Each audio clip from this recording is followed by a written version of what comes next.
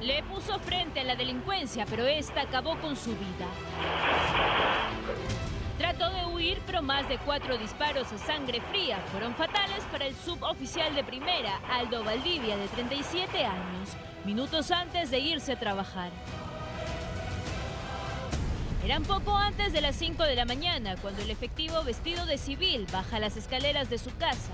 La inseguridad en la urbanización Manzanillo, en San Martín de Porres, lo obligaba a diario a llenar la caserina de su arma antes de salir a laborar. Llega a la avenida central. Aparece una moto con 2 sujetos a bordo. Uno baja con intención de robar y el suboficial de civil responde con su arma. El suboficial cae al piso, pero se levanta y trata de escapar. El delincuente insaciable sigue disparando hasta que la víctima se desploma. El ampón solo aprovechó el momento para llevarse su arma, dejando los objetos de valor. Como él siempre me dice, amor, yo como salgo temprano, siempre voy cargando, ¿no? Tú sabes, hoy en un montón de delincuencia. Fue una de las últimas conversaciones con su esposa, pero su medida de seguridad fue rebasada. La policía señala que el asesinato del agente ocurrió como parte del ataque de una banda de ladrones que rondaba las calles de San Martín de Porres desde 1 hora antes, lapso en el que ya había atacado a otras víctimas. Para la familia, sin embargo, el móvil del crimen es la deuda de 7.000 soles que un colega tenía con el suboficial Aldo Valdivia. Sí, es policía. ¿Compañero de trabajo? Sí, de la Huracal. Y él siempre le venía cobrando constante, como que hasta un día intercambiaron palabras, como que el señor tan amenazante. En efecto, la víctima trabajó en la comisaría Laura Calder y solo apenas 3 meses se le transfirió a la DIPOL Norte 1. Además de trabajador, señalan que era buen padre. Era muy responsable, ama a su familia, a su hija, trabajador, honrado, honesto. Teníamos planes y muchas cosas más, pero ¿qué se puede hacer así en la vida? Esta mujer ahora solo abraza el recuerdo de su esposo mientras exige a las autoridades justicia. Tremendo realmente. ¿Cómo están? Buenas noches. Hoy es jueves y aquí ya estamos en vivo y en directo. Soy Juliana Oxenford. Gracias por elegirnos como todas las noches. ¿Qué tal programa tenemos el día de hoy? Con exclusiva, por supuesto. No va a ser. Vamos a hablar de algo que ha sucedido el día de hoy. Esto ya lo saben, pero que tiene que ver con un precedente, un hito, un antes y un después con relación a todo este escándalo de los mochasueldos que tiene a varios parlamentarios, por supuesto, en el ojo de la tormenta. ¿Se acuerdan ustedes de Michael Urtecho, este congresista que fue expectorado en el año 2013? Bueno, han pasado casi 10 años luego de haber sido denunciado por 7 ex trabajadores de recortar sus haberes, sus remuneraciones, y hoy finalmente fue sentenciado. El Poder Judicial lo ha condenado a 22 años de prisión, a él y a su esposa, que se llegó a corroborar que era la socia justamente en esta especie de mafia que habían organizado en el despacho del Congreso para quitarle la plata a los propios empleados. Todavía falta saber qué sucede en una segunda instancia, pero que ya el Poder Judicial haya tomado una decisión con relación a un ex congresista hace que los que ahora mismo deberían estar siendo procesados en ética y castigados desde hace rato, no legalmente, eso que lo vea el Ministerio Público porque tienen obviamente inmunidad, pero que los castiguen en el Congreso a través de la Comisión de Ética, sepan que la justicia tarda, pero llega. En el caso de Urtecho tuvieron que transcurrir 10 años, una década casi. Pero ahí está, 22 años de cárcel, no es poca cosa. Vamos a hablar de eso el día de hoy y de esto, que es lo exclusivo, lo que les mencionaba. El testimonio del general Jesús Viera y Penza. General, nada menos del ejército, de la brigada del ejército que estuvo en Ayacucho, donde en una de las manifestaciones contra el gobierno liderado por la presidenta Dina Boluarte, fallecieron 10 personas aquel 15 de diciembre. Estamos hablando de lo que él ha manifestado frente al Ministerio Público, a la Fiscalía, cuando fue llamado, convocado a declarar. Y una de las cosas que dice, y esto es solo un adelanto, es que portaban caserinas y armamento de fusil Galil y munición de calibre 5.56. O casualidad, en los certificados de necropsia, los certificados médicos de las personas fallecidas, todo parece indicar que de manera extrajudicial, que fueron asesinados, se encontraron municiones exactamente iguales exactamente iguales a las que este general manifiesta, dice que contaba él y su gente. Con eso y más regresamos luego de esta publicidad. Un breve corte para arrancar ya con fuerza, con todo lo que hemos preparado esta noche para ustedes. Bienvenidos.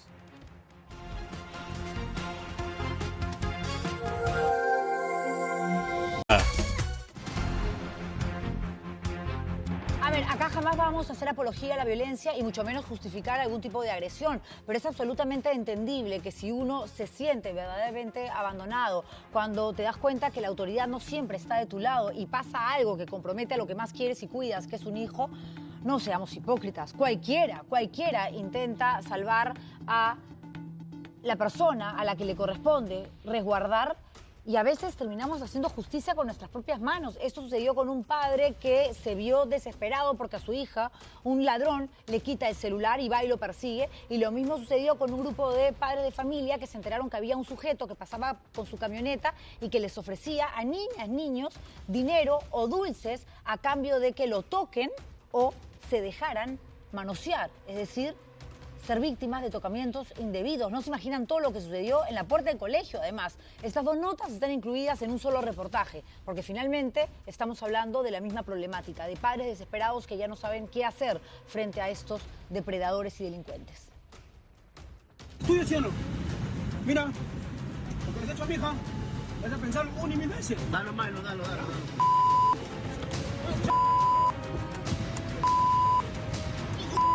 Descarga su cólera a golpes contra el delincuente que atacó sin piedad a su hija.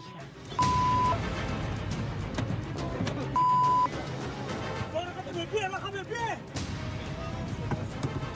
Este sujeto que levanta la pierna izquierda para evitar ser golpeado es un delincuente que horas antes arrastró a una menor para asaltarla. Lo que les he hecho a mi hija, es a pensar un y mil veces. Dalo, Milo, dalo.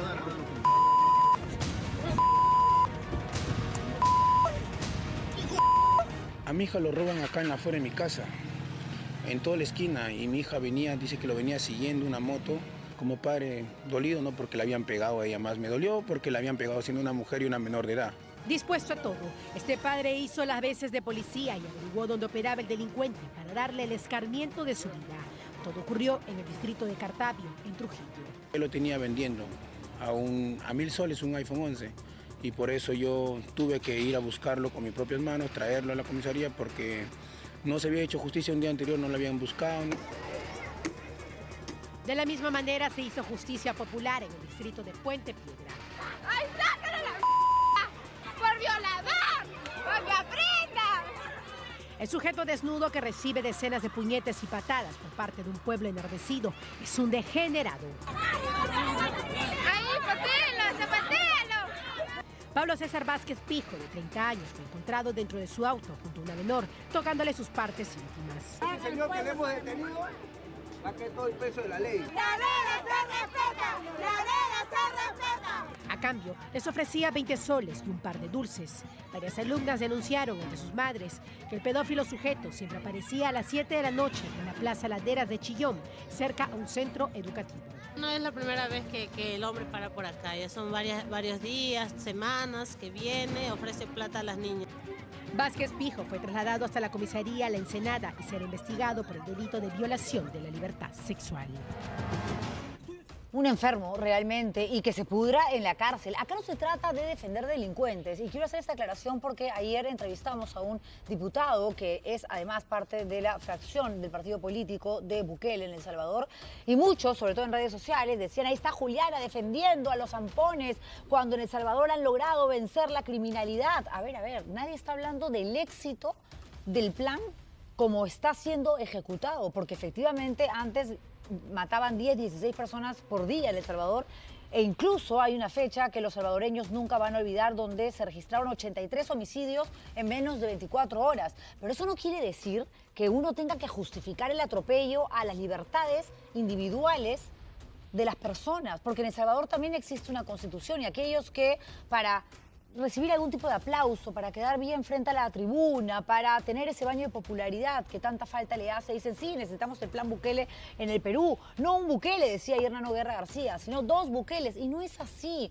porque hay un régimen de excepción en El Salvador. Esto quiere decir que quedan en pausa las libertades básicas, fundamentales, como es, por ejemplo, la presunción de inocencia, la libertad para poder defenderte, el debido proceso. El mismo diputado nos reconocía ayer que sí, efectivamente hay 5.000 aproximadamente denuncias de detenciones arbitrarias, gente que se va a la cárcel, que es maltratada, torturada y que no ha hecho absolutamente nada. Cuando hay otros, los malas salvatruchas, por supuesto, que tienen que pasar el resto de su vida en prisión porque son asesinos, son sicarios, son secuestradores, son realmente peligrosos y no solamente operan en El Salvador, sino también en otros países de la región. Entonces no se trata de decir, no, que los criminales salgan a matar, a robar, a secuestrar, a violar. No, se trata de decir, hay que generar un plan, hay que tener realmente una estrategia lo suficientemente inteligente como para poder combatir la delincuencia sin pisotear lo que forma parte de un Estado de Derecho, porque el día que digamos, esta es la Constitución, me importa 3 pepinos, yo no le hago caso porque más importante es esto, ese día pasamos a vivir en una dictadura. Y el autoritarismo se apodera absolutamente de todo. En El Salvador el poder absoluto lo tiene el presidente de la República, mayoría parlamentaria. Se ha hecho, digamos, enemigo del 30% de los jueces a los que él mismo se encargó, por supuesto, a través de una modificación en el Poder Judicial de expectorar, porque obviamente no estaban alineados a su pensamiento, a su ideología. Estamos hablando del poder que ejerce además como presidente de la República en el gobierno. Uno que lo escucha o lo escuchaba hace 5 o 6 años era el primero en decir que no estaba de acuerdo con la reelección de presidentes, algo que estaba prohibido en la Constitución salvadoreña, ahora que es una realidad, y está preparando su campaña para perpetuarse en el poder. Entonces, ¿de qué estamos hablando? ¿Tanto poder creen ustedes que no es peligroso? Ahora suena maravilloso lo que está pasando en El Salvador. Esperemos las facturas que esto va a traer consigo más temprano que tarde. Créanme que es así. Tarde o temprano, pisotear los derechos fundamentales de una persona te termina saliendo muy, pero muy caro. Dicho esto, nos vamos hasta Cerro de Pasco porque hay una historia que no terminamos de entender. Las autoridades no terminan de saber qué fue lo que pasó, porque de pronto las enfermeras de un hospital ven que una caja se empieza a mover y dicen, ¿qué está pasando aquí? Y cuando destapan la caja se dan cuenta de que había una persona y tiene una sonda. Entonces no se sabe si es un familiar al que ya se le había acabado el horario de visita y quería permanecer más horas en el centro médico, o se trata de un enfermo, de un paciente que estaba haciendo lo imposible para ser trasladado a una unidad de cuidados intensivos. Esa segunda teoría que manejan en el propio centro médico yo la descarto, porque si es alguien que está en una situación tan, digamos, dramática, tan complicada, a punto de llevarse, de que están por llevárselo a UCI, ¿cómo llegas a la zona de las enfermeras y te escondes debajo de una caja? Vean ustedes ese reportaje y traten de sacar alguna conclusión. Todavía la respuesta no la tenemos, pero sí la nota. ¿Qué hay? No sé, está cerrado, rápido. Creían estar ante un ente paranormal. Un palo, pequeño, Son temerosas enfermeras durante el cambio de turno. Ahí está cerrado. ¿Quién? ¿Quién yo? Y es que una gran caja de cartón junto a sus casilleros escondía un misterio. La de acá. ¿Tu bebé está durmiendo acá? Vamos acá. Pero el secreto no demoró en revelarse al descubrir a un joven camuflado entre sábanas y uniformes del personal médico. ¿Qué dice acá? No, que no salga. Se trataba de un supuesto paciente, quien aseguraba haberse escondido para no ser internado en el área de cuidados intensivos. ¿Y por qué te has escapado de UCI? No, es que no me siento cómodo. Pese a que dijo tener 18 años y fue trasladado a la comisaría de Cerro de Pasco, el hospital Daniel Alcides Carrión prefirió no colocar denuncia alguna en contra del joven, quien trascendió era realmente familiar de un paciente que se atendía en el lugar. Mañana viernes se va a llevar a cabo una audiencia de la que vamos a estar más que pendientes, porque nosotros esta semana hemos presentado un reportaje que realmente ha generado mucho eco, gracias a Dios, mucha réplica. Tiene a parte de la población, de la ciudadanía arequipeña realmente indignada, al punto que han hecho un plantón temprano. Ahora todavía hay gente exigiendo justicia para los 2 niños que, según su propia madre de nombre Lucía, han sido violentados por su expareja, es decir, el que fue padrastro de su hijo mayor y el padre biológico del más chiquitito. Nosotros hemos mostrado en este programa los últimos 3 días, y no me voy a cansar de seguir mostrando el documento que determina, según el certificado del médico legal, de que el niño que finalmente le cuenta a su mamá lo que había pasado con su padrastro, pasa por la cámara Gesell, pasa por el médico legista y los resultados, las conclusiones son signos de acto contra natura antiguos. Es decir, ese niño fue abusado sexualmente. Y si a eso se le suma lo que el niño manifiesta en una cámara Gesell, que sabemos que es una práctica muy efectiva para reconocer el daño que se le genera a un menor de edad, sobre todo en materia sexual, uno dice, bueno, ¿qué más pruebas necesitan los magistrados de esta sala, los jueces que decidieron absolver al acusado? Y aquí tengo el comunicado del Poder Judicial, después de que el Ministerio de la Mujer y Poblaciones Vulnerables se manifestara y que muchas voces de autoridades también salían a decir cómo es posible lo que está sucediendo. O sea, una mujer espera 4 años por justicia y 3 magistrados dicen, no, acá está todo bien, no tenemos pruebas suficientes, cuando las pruebas las tengo yo aquí en mis manos, por lo tanto, obran en el expediente que ellos han tenido que leer, releer, revisar una y otra vez, quemarse las pestañas buscando el mínimo detalle para determinar si hay responsabilidad o no, porque eso es lo que le corresponde a un juez, a una jueza, para sentenciar o absolver a una persona, pero parece que no lo han hecho, porque el comunicado que han emitido hoy es más bien en la antesala, ¿no? Son los previos a lo que van a determinar mañana, porque ya fue absuelto y mañana van a decir sí, nos mantenemos en nuestra postura.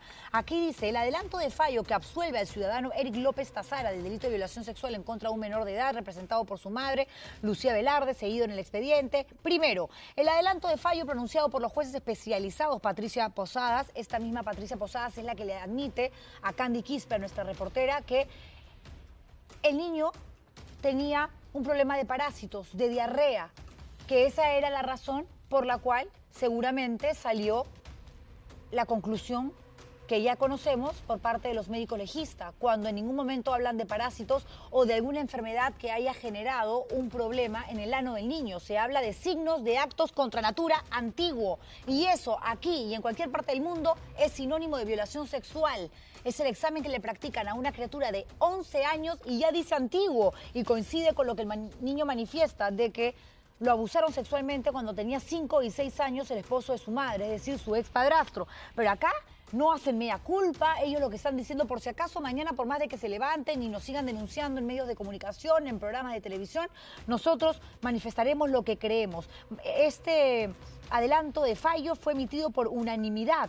Dice, estando los argumentos esbozados en el adelanto de fallo, se informó que de los medios probatorios actuados en juicio oral se advirtió la existencia de los exámenes de 2 médicos legistas que, si bien se evidencia que el menor presenta un ano hipotónico, no han podido verificar que esta condición haya sido provocada por un abuso sexual propiamente dicho, sino que tal vez, con un tal vez van a absolver a un presunto violador generado por infecciones o parasitosis crónicas. Dice, así también en juicio oral se obtuvo la información de los 2 médicos pediatras particulares del menor que fueron ofrecidos por el propio actor civil, o sea, por el señalado como violador, no como la madre. ¿Qué hacía el padrastro, digo yo, en contacto con el pediatra? Generalmente somos las mamás, y si es el padre biológico, no el padrastro, ¿no? ¿Qué dice? Quienes afirmaron que el menor presentaba diarreas seguidas por el cual el ano hipotónico podría ser congénito. No obstante, se requería de un mayor estudio que tampoco realizaron. Y como tampoco realizaron ese otro estudio, según los jueces, entonces también absuelven a un presunto violador. Es increíble, no le da vergüenza. Repito, yo no estoy diciendo que Eric López Tazara sea un abusador de menores. Estoy diciendo que hay pruebas que determinan que hay un niño violado y que hay un segundo niño en otro expediente, no nos equivoquemos, que es el hijo biológico del presunto violador y de la denunciante Lucía Velarde, al que le pudieron hacer más pruebas porque se solicitó para esta criatura una serie de pericias para complementar las indagaciones por parte del Ministerio Público y simplemente no se dieron. Aquí yo tengo una serie de irregularidades que nosotros hemos sumado para que ustedes entiendan bien por qué el Poder Judicial a través de estos magistrados no está actuando correctamente. Hay irregularidades en la toma de preguntas al menor. Se solicita ampliación de la declaración de cámara Gesell y esto no se hace. Luego hay una omisión de pericia psicológica de parte.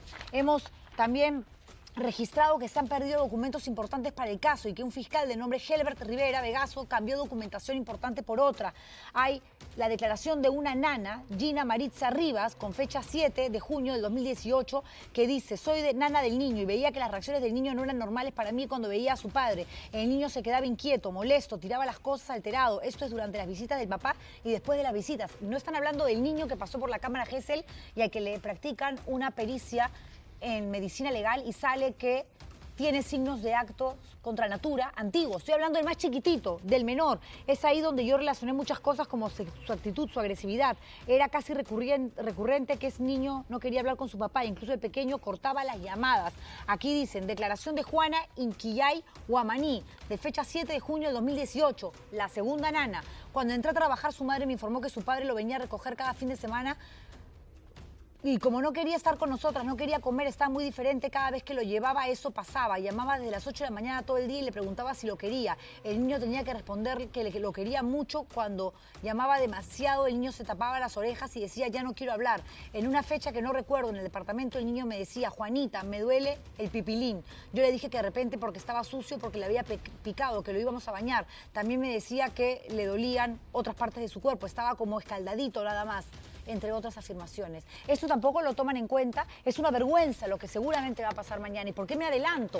Porque aquí está el comunicado de los jueces que ya absolvieron a este señor y mañana simplemente van a suscribir la decisión tomada. Y en Arequipa la cosa está que arde, al punto que ciudadanos que ni siquiera conocen a la denunciante y ni al denunciado han hecho una protesta, un plantón en la puerta del Poder Judicial. Yo me voy a ir hasta allá con Javier Rodríguez, nuestro corresponsal, quien nos informa en vivo y en directo desde la Ciudad Blanca. Javier, adelante, buenas noches.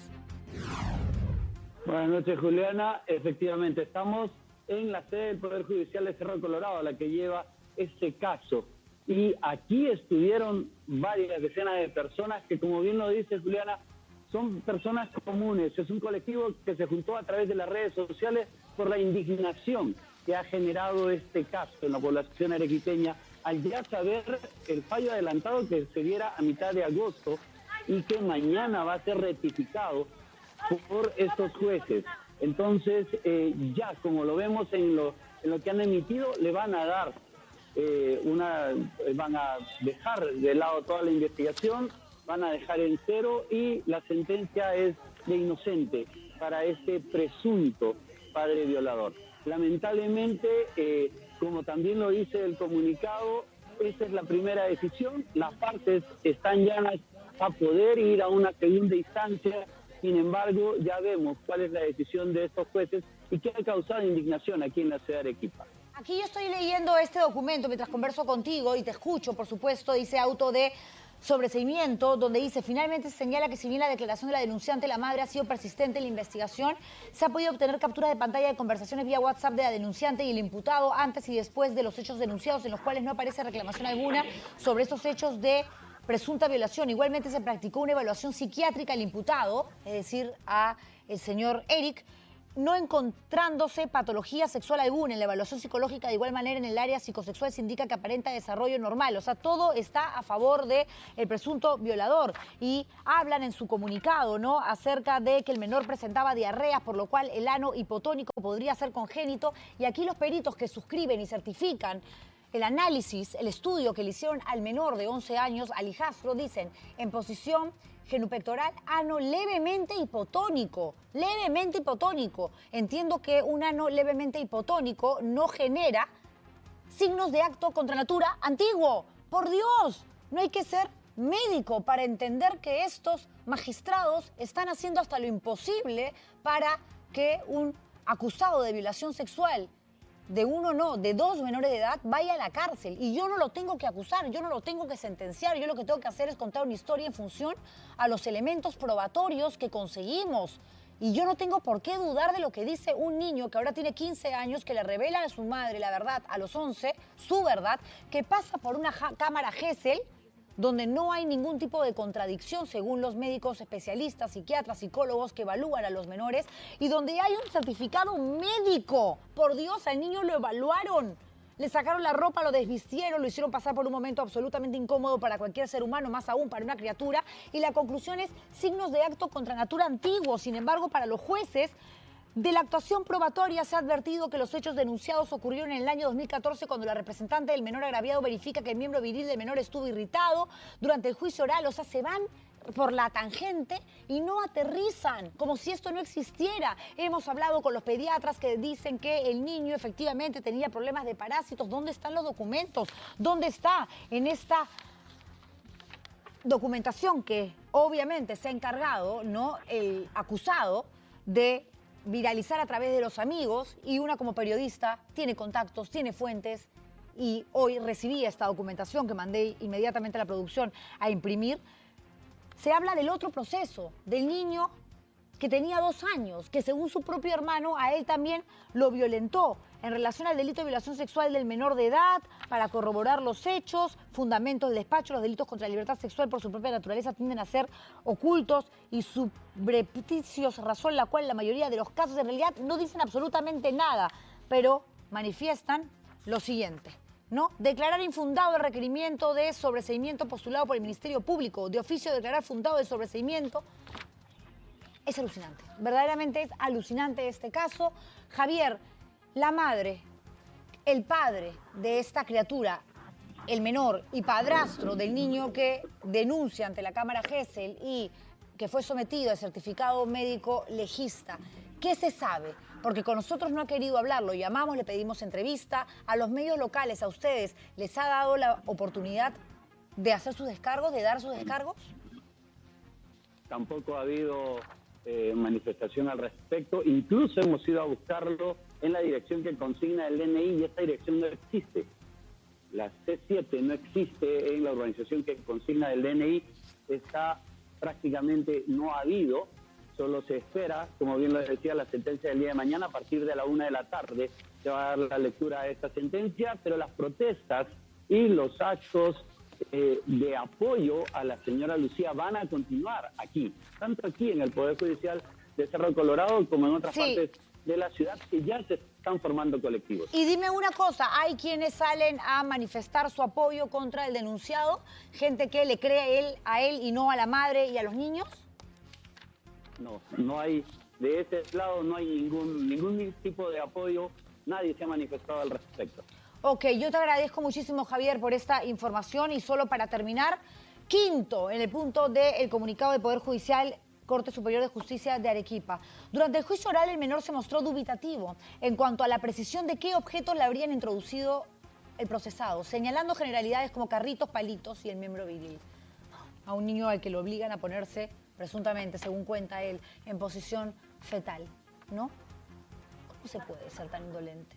¿Cómo se puede ser un administrador de justicia y concluir de una manera tan nefasta cuando se trata de un menor de edad? Pregunto, nada más, yo no soy jueza, pregunto. Tienes que tener una altísima responsabilidad y sobre todo una gran sensibilidad para analizar, evaluar temas que tienen que ver con abuso sexual de niños, porque todos los días violan a los más pequeños. Si las mujeres ya somos parte de la población más vulnerable, según la estadística, nos matan, nos pegan, nos violentan todos los días, a nuestras niñas y a nuestros niños también. Y si vamos a tener a estos jueces, pues caramba, mejor déjenos solos, ¿no? Que nos las arreglamos como podamos. Increíble. Vamos a estar atentos a esa audiencia, que ya imaginamos qué va a pasar. Y vamos a seguir en pie de lucha, por supuesto, hasta que se sepa la verdad. Hasta que se sepa la verdad. Eso es lo que se busca. Y estos magistrados no están moviendo un dedo para saber la verdad. Vamos ahora con quien creyó que el tiempo jugaría en su favor, pero al final fue sentenciado con 22 años de cárcel. Me refiero al excongresista Michael Urtecho, que fue el primero en convertirse en un parlamentario mochasueldos. En la época en que él era congresista de la República, trabajadores de su despacho lo señalaron, lo acusaron, no solamente a él, sino también a su esposa, de ser los responsables de quitarles parte de sus remuneraciones, de su plata. Y él, claro, en ese momento contaba con inmunidad, al final lo expectoraron del Parlamento de la República, hubo un proceso, juicio oral y demás, y hoy se conoció esta sentencia, que no es poca cosa, 22 años de cárcel, sí, en primera instancia, pero lo cierto es que ya hay un precedente, un antes y un después, mientras que hoy, en el 2023, una década después, vemos no a uno, sino a varios mochasueldos de diferentes partidos políticos, de diferentes bancadas, que ni siquiera son castigados por la Comisión de Ética y son señalados por sus ex empleados exactamente por lo mismo, por pedirles plata. Entre ellos Alejandro Soto, el actual presidente de la mesa directiva, que no es que sus trabajadores lo han denunciado. Dicen, bueno, nosotros damos aportes voluntarios, se han filtrado los chats el fin de semana, donde a través de 50, 100 soles, una publicación en Facebook puede tener mayor alcance. Alejandro Soto ha dicho, yo quiero ir a la Comisión de Ética, ahora es machito, ahora es, no le tengo miedo a nada. Claro, ¿qué miedo va a tener? Si todo el mundo lo cubre, ¿va a ir a la Comisión de Ética? Claro que va a ir, pero no lo van a castigar, se los firmo, porque la mayoría del Congreso está a su favor. Es el presidente de una mesa directiva que tiene integrantes de Fuerza Popular, de Avanza País, de Perú Libre. Hay algunos grupitos de izquierda, parlamentarios aislados, que están en una especie de, digamos, cuarto oscuro, a los que nadie escucha, que están obviamente en contra de Alejandro Soto y piden más bien que deje la presidencia del Congreso. Pero como suele suceder en democracia, mayoría gana. Y la mayoría de parlamentarios quieren que Alejandro Soto se mantenga como presidente de la mesa directiva. No le va a pasar nada. No es casualidad que aparezca y diga, ya, acá estoy. Señores de la Comisión de Ética, cuando quieran, a la hora que quieran, avísenme nomás que yo voy. La nota es de Carlos Figuri. Nosotros nos allanamos a las investigaciones que haga la Contraloría General de la República, la Procuraduría General, el Ministerio Público, el Poder Judicial y cuánta instancia administrativa hay en el Perú. Tiene tantas denuncias en su contra que tiene que aparecer con una virgen al lado. Y aunque tiene cuestionamientos nuevos cada día que pasa, Alejandro Soto se aferra a la presidencia del Congreso y asegura que se someterá a todas las instancias. Lo anunció así en un comunicado la semana pasada, y que solo ha sido resaltado por sus aliados políticos, que lo blindan y protegen por el poder que los une. Bueno, yo creo que el presidente del Congreso el día viernes en la conferencia ha sido bastante claro. Se someterá a las investigaciones que sean, que se ha sometido a ética. Ya ha dicho el presidente que se va a allanar a la Comisión de Ética. Eso es... Ya tienen todo ya de conocimiento y la prensa nacional, lo que se debe de seguir su debido proceso por la Comisión de Ética. Soto y sus aliados parecen estar muy tranquilos por lo que pueda ocurrir en ética. Y cómo no, si son una mayoría que lo tratarán con manos de seda. Y hasta podrían blindarlo. ¿Pero le puede creer a la Comisión de Ética, en donde se ha visto pues, que se han blindado a casos de mochasueldos? Sí, pues pero ahora tenemos otro presidente de Ética. Y el presidente de Ética es de Avanza País. Pero todo apuntaría a lo contrario. La Comisión de Ética, que estará presidida por Diego Bazán, está compuesta por 18 congresistas, entre ellos parlamentarios del Bloque País que apoyaron a Soto para que llegue a la presidencia. Ahí está Fuerza Popular, Perú Libre, Alianza para el Progreso, Avanza País, Somos Perú y Unidad y Diálogo. Un grupo que tiene 11 votos, número suficiente para impedir cualquier caso contra Soto. A pesar de todos los cargos en su contra, estará más que blindado. Si estamos en una democracia que se respeta, es que los partidos políticos que lo pusieron a él de presidente lo saquen. Porque la responsabilidad no es de la persona solamente, es de cómo llegó él hasta ese lugar. Por eso Soto está tranquilo de ir a Ética, cuyas funciones inician el lunes por la tarde. Ahí se verían casos como la contratación de la hermana de su pareja, haber apoyado y votado por una ley que lo ayude en sus juicios, mentir en una declaración jurada para postular a las elecciones, o los aportes voluntarios de sus trabajadores para pagar por publicidad por Facebook. Es una comisión de ética que está descalificada muchas veces por el caso de los mochasueldos. Nosotros hemos sido testigos de todas las situaciones cómo se ha venido suscitando, pero lamentablemente las decisiones y los consensos se ha dado así. Y no es ahora de esta gestión, se ha dado en muchas gestiones anteriores. La Comisión de Ética se encuentra descalificada por no sancionar casos de mochasueldos. Y aún así tiene otros casos más de mochasueldos, como de Jorge Flores Ancachi y María Cordero Jontay, los viajes de congresistas a China pagados por una empresa privada y el de Luis Aragón a Barcelona. Son tantos los casos y tan baja la expectativa sobre lo que podría decidir la Comisión de Ética, donde no parece regir un reglamento de conducta, sino la frase "Otorongo no come otorongo". Claro, ¿cómo no va a ser baja la expectativa si de las 12 bancadas que tienen representación en la Comisión de Ética, por lo menos 11 congresistas están del lado de Alejandro Soto? Acá no importa si contrató a su cuñada, algo que es irregular, si no registró en su declaración civil las reparaciones que estaban pendientes, tiene una casa en Cusco que ha violentado todas las normas, los trabajadores están gastando de su plata para publicitarlo, para mejorar su imagen, pero no importa, porque es el señor Soto. APP es socio del gobierno de turno, están felices los de Fuerza Popular porque están en la mesa directiva, Perú Libre, que antes era el grupito odiado por la derecha, ahora están todos en el mismo grupito, Avanza País no dice nada, pero el que cae otorga. ¡Qué vergüenza! Tanta vergüenza como esto, que no es la constitución política real, la constitución política real es esta, en la que nos tenemos que basar. Y hay que buscar siempre maneras, mecanismos de que los niños entiendan cuáles son las piezas del juego, cómo realmente se tiene que respetar los derechos y qué deberes tiene un ciudadano a través de la ley de leyes, que es esta, de una manera dinámica, yo no lo digo, no, didáctica, con un cómic, por supuesto, todo bien. Y aquí dice Constitución Política del Perú para escolares. Qué lindo, dice uno, sobre todo porque con nuestra plata están haciendo esto. Ah, hasta ahí qué bacán, Fondo Editorial del Congreso del Perú. ¿Cuánto cuesta cada ejemplar? Oh, 18 soles, tampoco es tan caro. ¿Saben lo que es una vergüenza?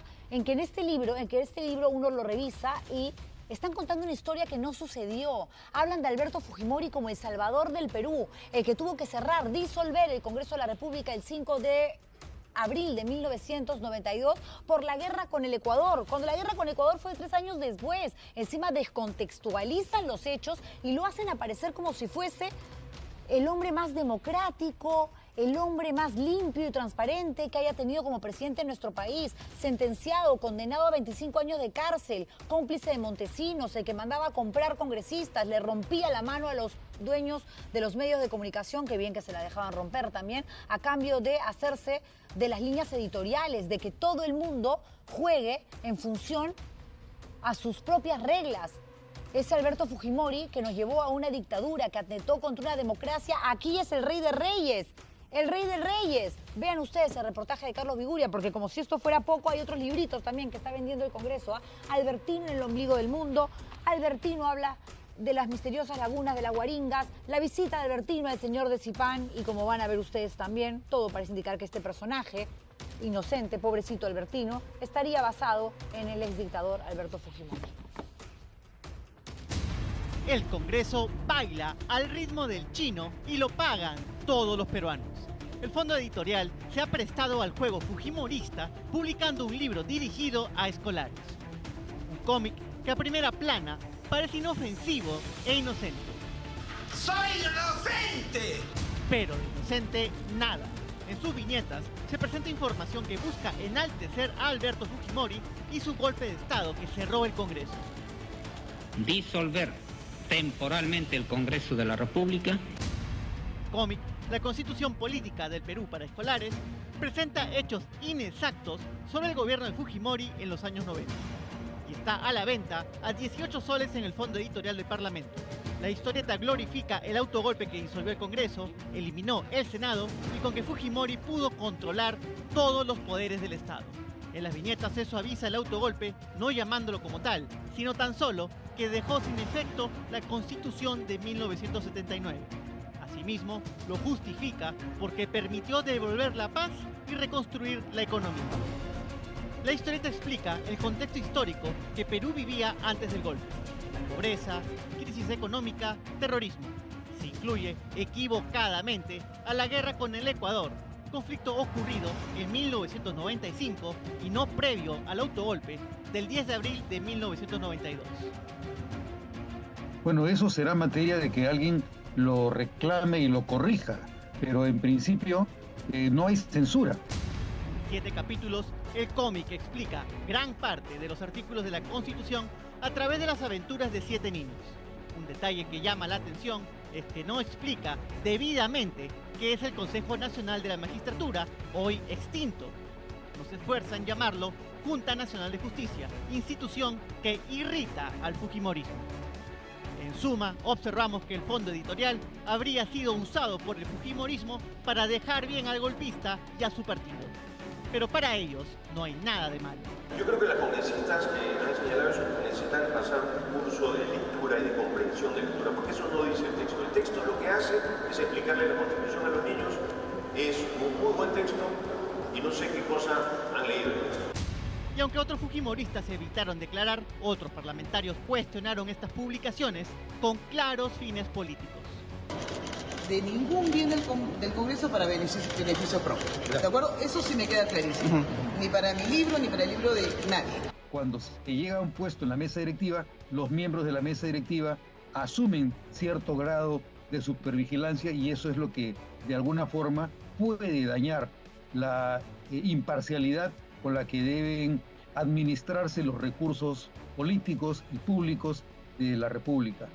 Lo curioso de este libro con claro interés político es que no tiene un autor encargado o un especialista legal o histórico responsable de lo publicado.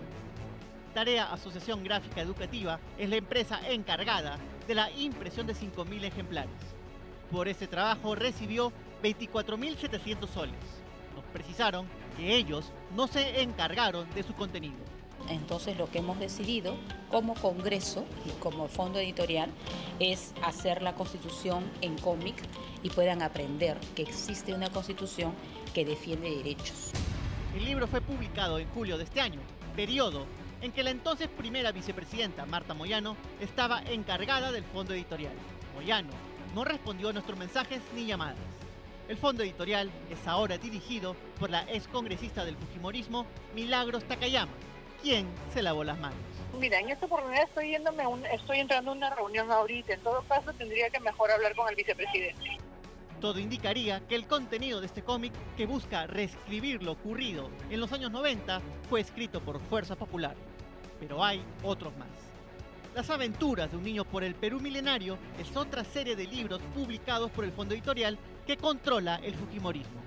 El protagonista, por casualidad, se llama Albertino, quien tiene varias cosas en común con su tocayo, Alberto Fujimori.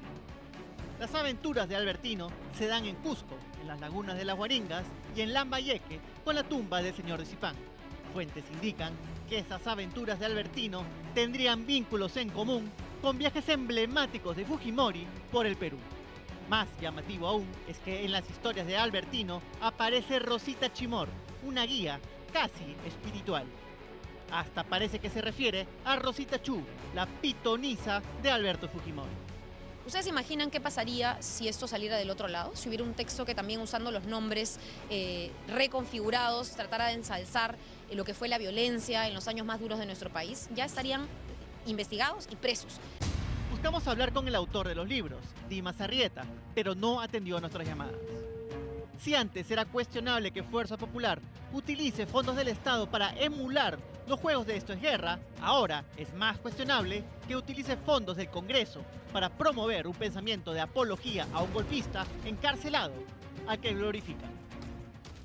No puedes mentir, y menos a un niño. No puedes simplemente adoctrinar a una criatura en función a lo que a ti te conviene, creyendo que las próximas generaciones colocarán a Keiko en Palacio de Gobierno, como no la ha hecho ni una, ni dos, ni tres veces, y de pronto por cuarta vez, si postula, que es lo más seguro, tampoco logre, porque el antifujimorismo creo que siempre va a terminar siendo más fuerte que el fujimorismo, ¿ok? De repente dice, bueno, de acá a 30 años la hago, no sé.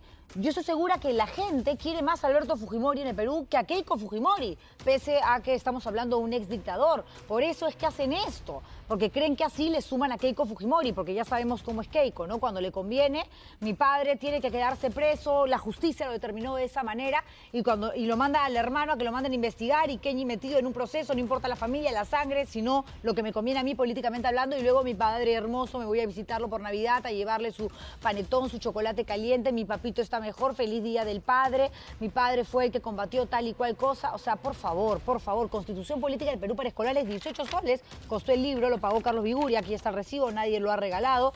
De hecho, Javier Ávila le haya apiado a Carlos Viguria, que estaba aguja, me dicen, para poder comprar. Y yo le preguntaba a mi invitada, Susel Paredes, si ella tiene sobrinos, ya le ha comprado el libro a su sobrino, ¿no? No, jamás le daría eso a un niño, porque sería darle una versión falsa de la historia del Perú. Alberto Fujimori dio un golpe de Estado. un golpe de Estado igualito al de Castillo. El de Castillo igualito al de Fujimori, claro, fue un porque copy-paste. fue primero. Así es. Un copy-pega. Pero a uno le ligó y a otro no le ligó. Así pues. es, ¿no? A uno Así le es. hicieron caso y a otro no. Pero en fin, venimos a hablar esta noche de Bukele, porque todo el mundo habla de Bukele, las autoridades hablan de Bukele, el presidente del Poder Judicial, el doctor Arévalo. Eso sí es una vergüenza. El primer ministro, Alberto Otárola, hay alcaldes que lo defienden y dicen necesitamos el plan Bukele en mi distrito, en mi comuna. Hay parlamentarios como América Gonza que han viajado a El Salvador y están totalmente de acuerdo con la manera con la que en este país sí están logrando algo inaudito, ¿no? Reducir la criminalidad, pero ¿en función a qué? A pisotear la Constitución y los derechos humanos, porque hay un régimen de excepción que se sigue estirando y que no tiene cuándo acabar. Por lo tanto, no hay derecho a la libre defensa, no hay derecho a la presunción de inocencia, entre otras cosas. Vamos a hacer un debate aquí con Susel Paredes, congresista de Cambio Democrático Juntos por el Perú, y el congresista Américo Gonza,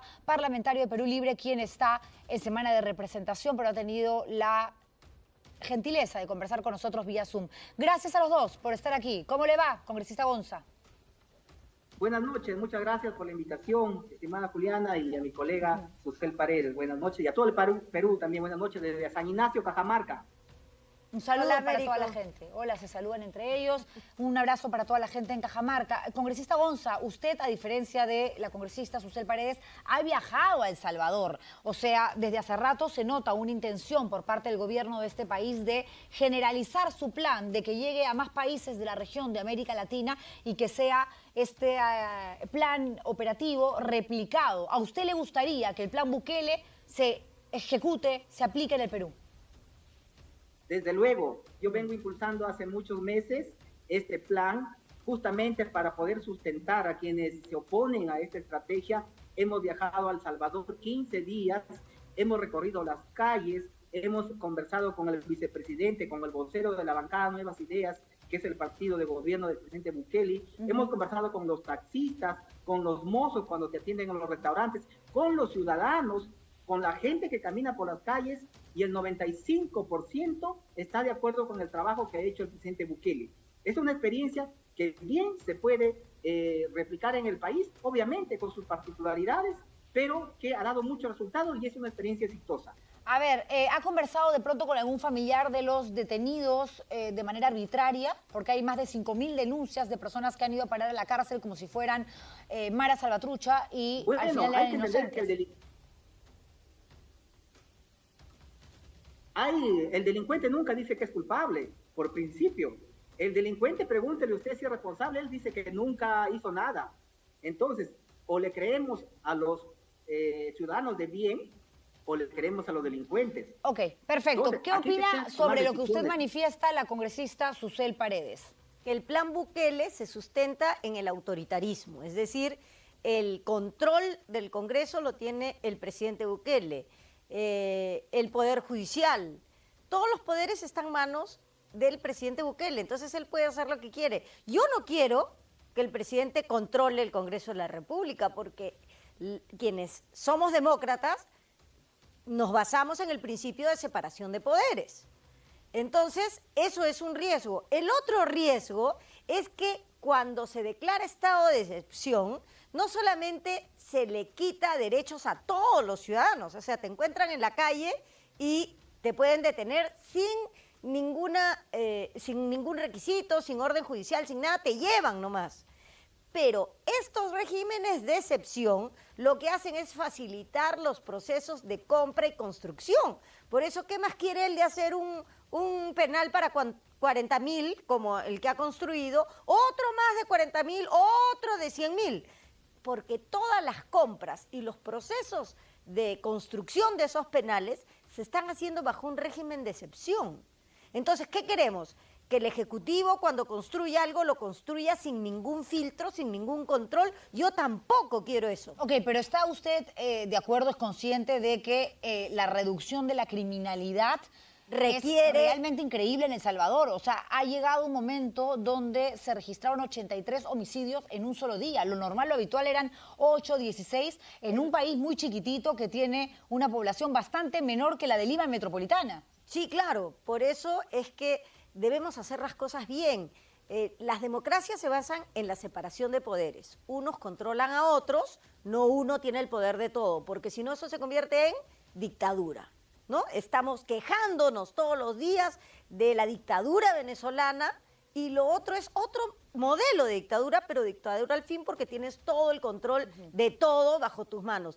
Eso no va a garantizar ni justicia, van a haber muchos justos que paguen por los delincuentes y eso no creo que mejore las cosas. Los resultados pueden ser graves después. Ok, sí, ahora los resultados es algo que a la población en El Salvador, obviamente, que vivía en medio de la violencia, la tiene muy satisfecha. Es lógico, si antes te robaban, te secuestraban, te mataban y ahora de pronto puedes ir a comprar el pan tranquilo, ¿cómo no vas a decir este presidente me gusta? Pero hay que ver lo que va a suceder a mediano plazo cuando se determine cuántos de los que efectivamente han ido a parar a la cárcel, no dudo que la gran mayoría delincuentes, cuántos sí no tenían por qué estar allí. Y le pregunto esto a usted, congresista Gonza, porque estás en El Salvador, alguien te ve con un tatuaje que de repente es un Pokémon, pero la camiseta no permite que se vea toda la imagen, todo el dibujo, y te mandan preso, y mientras se determina que efectivamente no era una imagen que hace apología a los Mara Salvatrucha o algo por el estilo, ya pasaron 2 meses, 4 meses, 1 año, 2 años, nadie sabe porque el control absoluto lo tiene Bukele,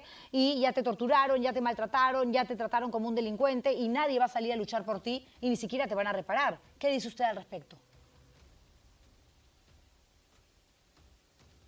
Bien, he escuchado atentamente la intervención de la colega Susel Paredes, quien por cierto se opuso rotundamente a nuestro proyecto de ley de expulsión de extranjeros que vienen a tomar nuestro país por asalto y que han dejado sangre, terror, delincuencia organizada, el gota a gota, matan familias, se enfrentan entre bandas por el control del territorio, de los créditos, de los préstamos, y ella se opuso en base a los derechos humanos, pero nunca habla de los derechos humanos de los peruanos de bien.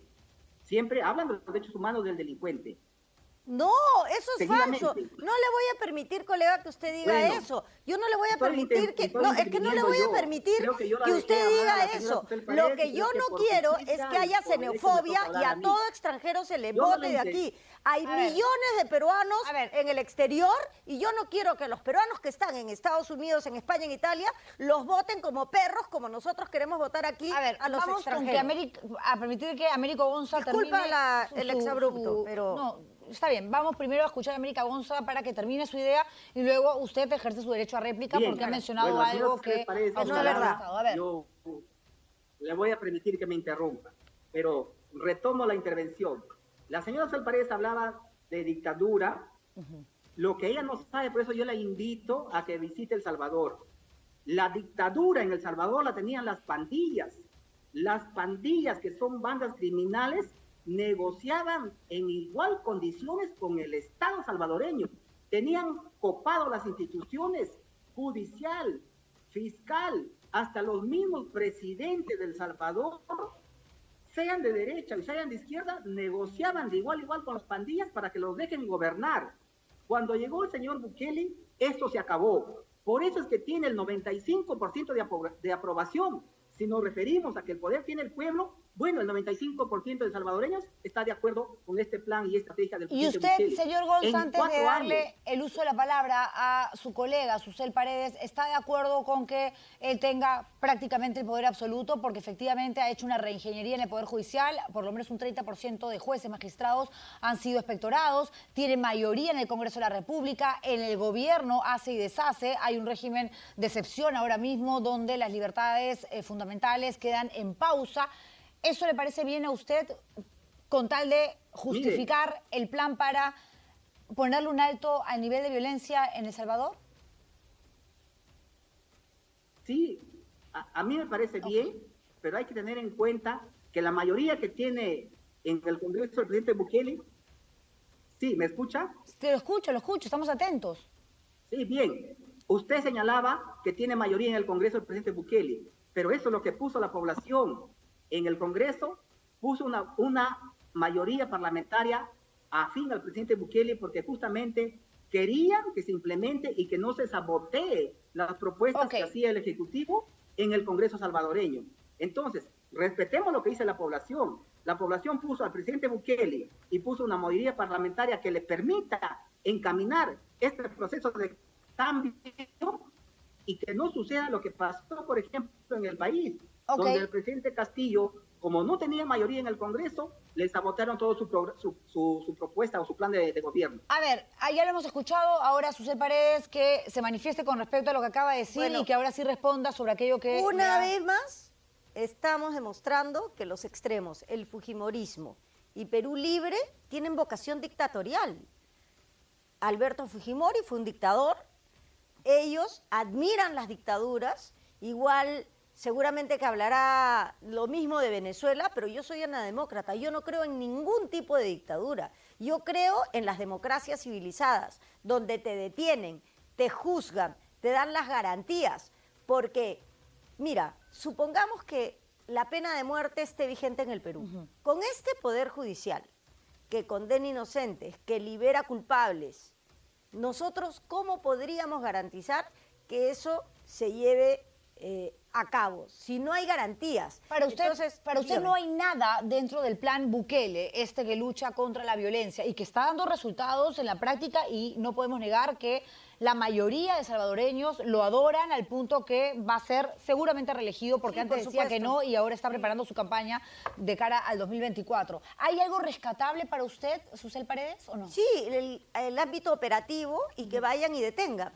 Hasta la detención está bien. Ok, hasta la detención. De ahí tenemos que garantizar, ¿quiénes somos personas de bien?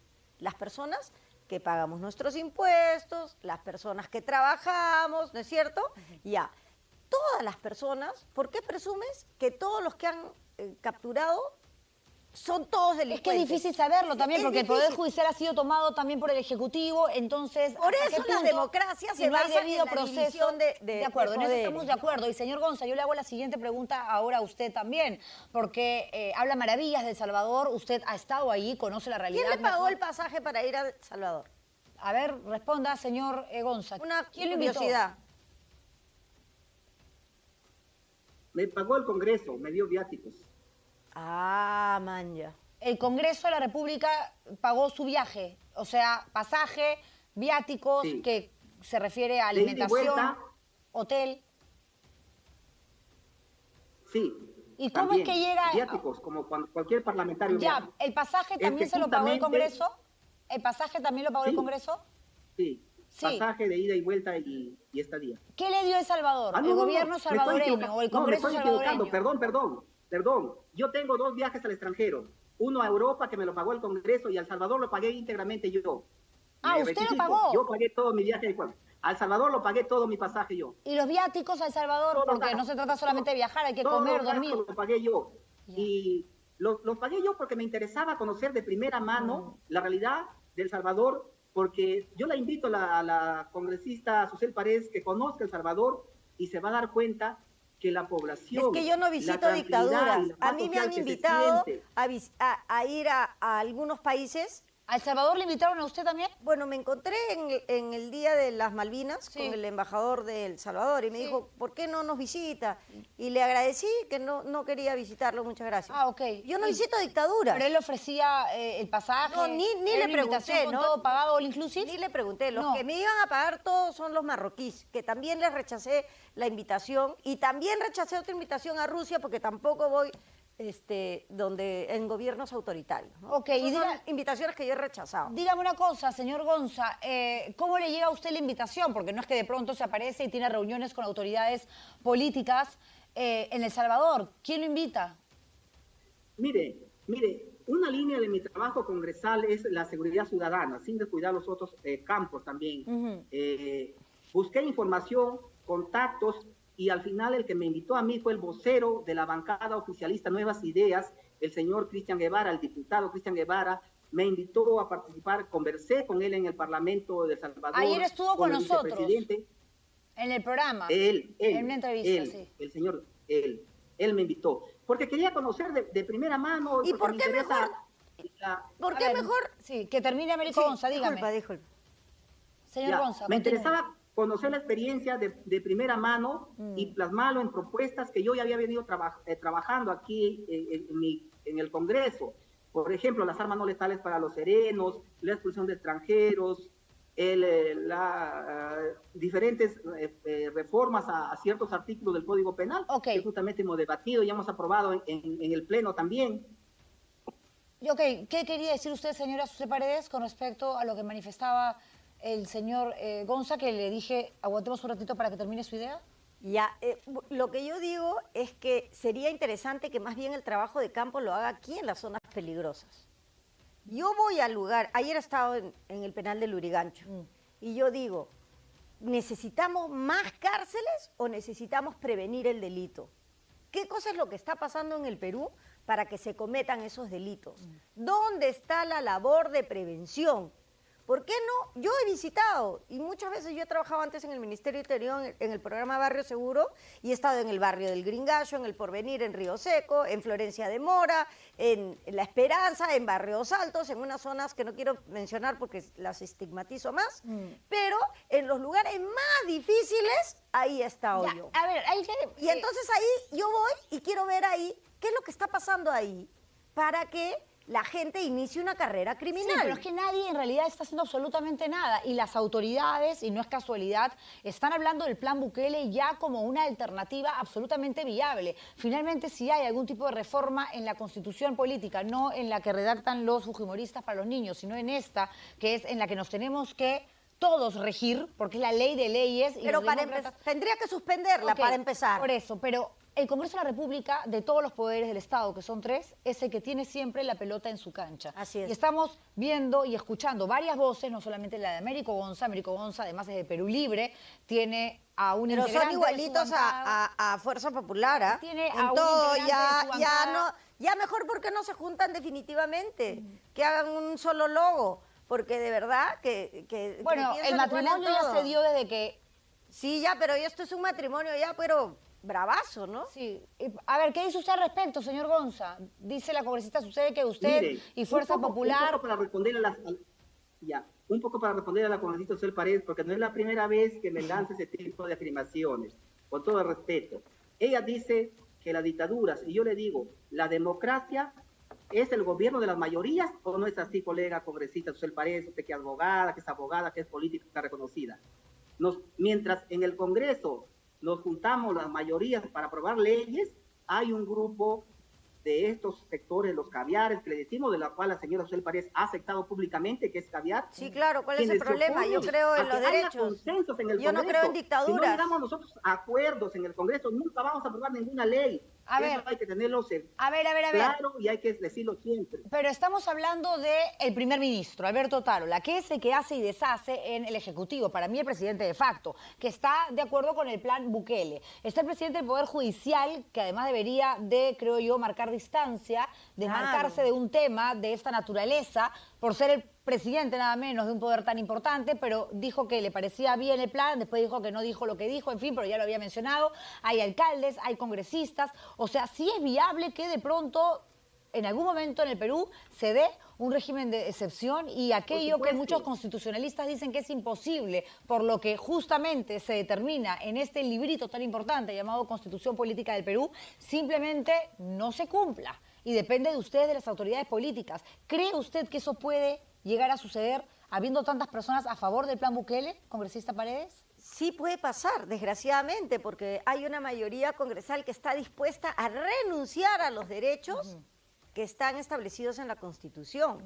Pero lo más terrible es que hay cosas que se pueden hacer mañana. Por ejemplo, en la policía tenemos un sistema de 24 por 24. Trabajan 24 horas y descansan 24 horas.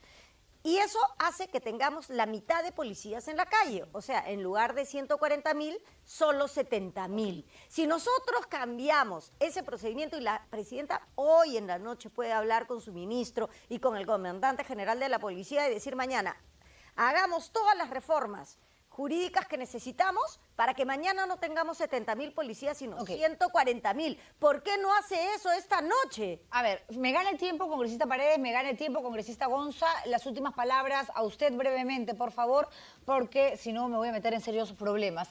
A ver, congresista Gonza, díganos usted si cree que... cree que realmente se podrían dar las reformas que se requerirían en la Constitución, suspenderla en realidad en un régimen de excepción, para que el plan Bukele sea una realidad en el Perú.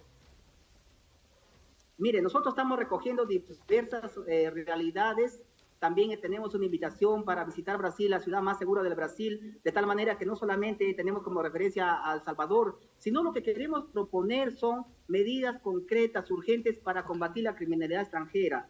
Yo le pregunto a la señora Susel Paredes si el Perú es solamente de los constitucionalistas, si el país solamente cree que es de ella. Tenemos que escuchar a las mayorías que están clamando por seguridad ciudadana. Los peruanos estamos... Sí, pero tampoco hay que ser xenofóbico, no hay que meter a todos en el mismo saco. Es como que yo diga que todos los congresistas son unos comechados y delincuentes, y no puedo hacerlo porque además sería injusto para aquellos que realmente hacen su trabajo. Usted es de izquierda, ¿no, Américo? Y usted es caviar, dice. Ya, yo soy caviar. Pero si usted es de izquierda, ¿conoce cuál es la primera frase del manifiesto del Partido Comunista?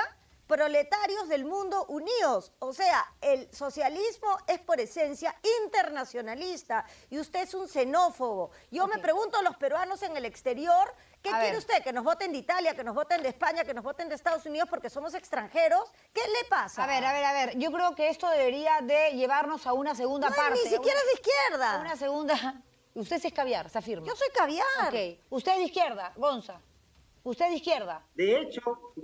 Entonces, ¿no ha leído el manifiesto? Ya hemos dicho esos términos tantas veces que... Pero yo sí soy patriota en primer lugar, porque si Francisco Bolognesi y Miguel Grau se despertaran, resucitaran, se vuelven a morir solos de rabia de vernos invadidos con tantos delincuentes extranjeros. Ya, pero no todos son delincuentes, señor. O sea, todos extranjeros son delincuentes.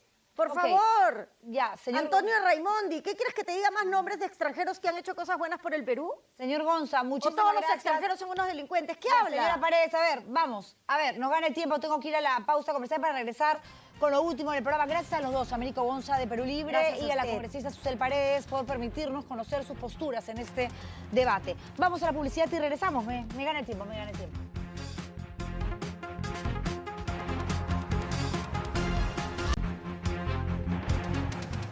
¿Qué tal el debate? Hemos terminado agotados, pero contentos, por supuesto, porque así ustedes están siempre mejor informados, que finalmente es el objetivo de este programa. Cuídense mucho, nos reencontramos mañana viernes para cerrar con broche de oro la semana. Chao.